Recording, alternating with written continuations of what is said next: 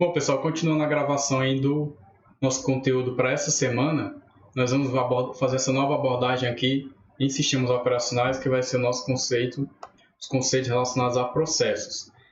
Essa parte aqui vocês podem ver no capítulo 3 do livro, do Silber Schwartz. Então, está lá seguindo a mesma sequência que está no capítulo, está aqui abordado nos slides. Então, vamos lá para o que interessa, né? Do que se trata um processo? Toda vez que se fala processo em sistemas operacionais, a gente vai tratar dele como, de forma resumida, o que se chama de um programa em execução. Existem os programas, como por exemplo o Adobe, aqui que está rodando essa apresentação de slide. E existe dentro dos programas os processos internos a cada um deles. Por exemplo, para esse programa do Adobe estar funcionando agora, existem diversos outros processos que estão fazendo chamadas dentro da memória, dentro do processador gráfico, utilizando aqui, por exemplo, marca texto. Então, existem diversas outras partes desses programas que são conhecidas como processos. Então, os processos permitem que os programas e o sistema operacional como um todo rodem de forma assíncrona, que rodem de forma que diversas partes, diversos processos, diversos programas rodem aí de forma parecida simultaneamente, sem um interferir nas atividades um do outro. Então, todo o processo ele pode ser dividido no que a gente chama aqui dessas 5 partes. Nós vamos já ver a figura ilustrando isso. Então, a seção de texto, que é justamente o programa em si, ou o processo em si, né, o código do programa, que a gente chama de seção de texto, é uma das partes que é dividido o processo. O contador de programa, que vai ter o quê? Ele vai ter os dados aí, que ele vai fazer contabilizar o que tem de memória, contabilizar o que tem de registradores, contabilizar quem está utilizando o que em cada um dos registradores. Então, o contador aqui é justamente de contabilizar, não é de contar 1, 2, 3, é de contabilizar o que está sendo usado de cada uma parte lá do meu programa, dos meus processos. Então, a pilha, que são os dados temporários internamente aí, a pilha de processos, né? Então, cada um dos processos que vão sendo utilizados dentro do programa que está em execução vai estar dentro de uma pilha, aquele conceito aí que você já deve ter visto ou estão vendo em estrutura de dados. São dados temporários aí referentes aos processos. A seção de dados, que se trata de nada mais que variáveis globais. Essas variáveis globais seguem mais ou menos o mesmo princípio de variáveis globais em qualquer linguagem de programação. E o heap, né, que é a parte de a memória que é alocada de acordo com que cada processo vai sendo requisitado para partes da memória. Então, essa parte aqui da heap é justamente a memória dinâmica, que vai pegando aí kbytes para cada uma das funções que existem dentro do processo. Então, o processo é dividido nessas 5 partes principais. Aqui é a figura que ilustra aqui de onde é que vem, né, do processo. Aqui é a parte que ela está alocada em memória, se localiza em memória desse jeito, cada processo dividido aqui dessa forma.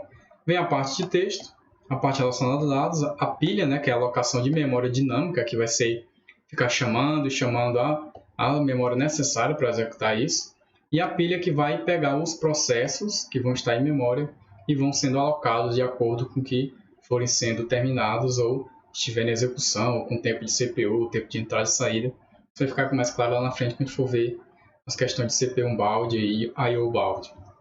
Então, o programa é uma entidade passiva. Qual a diferença? A gente falou aqui que o processo é um programa em execução, mas um processo não é exatamente um programa como a gente conhece. Então, o programa em si, um software, é uma entidade passiva.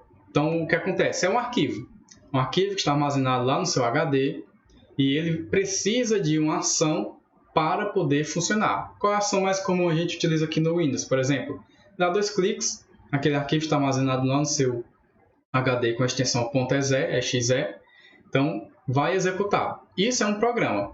O processo é justamente o quê? A entidade ativa desse programa. Por isso que a gente diz que é um processo, é um programa em execução. Quando aquele programa, que era um arquivo lá com seus kbytes, com seus megabytes, é clicado, ele vem a funcionar, você clica para ver o Word, clica para ver um jogo e vem a funcionar, ele se torna diversos processos dentro do sistema operacional. Então, ele possui o quê? Carga de arquivos, né? Quando você clicar 2 vezes, ele vai pegar aqueles arquivos que estavam lá na entidade passiva armazenados no HD, e através de linha de comando você também pode fazer a execução desses programas e torná-los entidades ativas. Aqui eu vou mostrar para vocês o monitor de processos do Windows, que ilustra muito bem como é que é essa questão de processos. Então nós temos aqui, ó, como vocês podem dar uma olhada aqui, tem aqui o monitor de processos do Windows, vocês podem olhar isso aí, tanto no Windows, no Mac, como no Linux. No Linux você vai lá no terminal, no prompt de comando do Linux e digita top, que ele vai mostrar algo muito parecido com isso lá no terminal de texto. Então o que tem aqui, ó, perceba que eu tenho aqui a parte de processos. Então eu tenho os meus processos, cada um deles possui um nome, e eles possuem o que a gente chama de PID, que é um ID para cada um dos meus processos. Então eles vão ficar dessa forma aqui, identificados. Eu tenho o Process Identification, né, que é o ID de cada um dos processos. Nós temos aqui as falhas que podem existir quando um processo desse estiver executando, a quantidade de memória que ele está consumindo naquele momento, o que ele está fazendo, o que a memória partilhava, né, cada um deles aqui. Então, tem diversas informações sobre ele. E aqui nós temos a divisão da memória RAM, o que está sendo utilizado e o que está em modo de espera, aí, que pode estar, por exemplo, processos utilizando aquela parte da heap, né, na parte de memória aí, utilizável dentro dos sistemas. Então aqui vocês podem ver justamente aquilo que a gente falou nos slides anteriores, que nada mais é do que os processos funcionando internamente. Eu tenho para o mesmo programa, eu posso ter vários processos. Por exemplo, o Firefox aqui, se a gente ver, tem muitos processos. Tem o Firefox aqui, tem outro aqui. Então, para o mesmo programa, existem diversos processos distintos rodando. Então, aqui que é muito bem ilustrado essa forma que funciona na prática os processos. Então, vamos voltar aqui para o nosso slide para a gente dar continuidade. Então, essas são as formas de tornar aí, coloque na mente que um processo é uma entidade ativa, está lá funcionando dinamicamente na memória. Beleza? Então, vamos dar continuidade aqui. E o processo, ou os processos em si, são divididos em estados, que a gente chama de como que se localiza em determinada parte do tempo.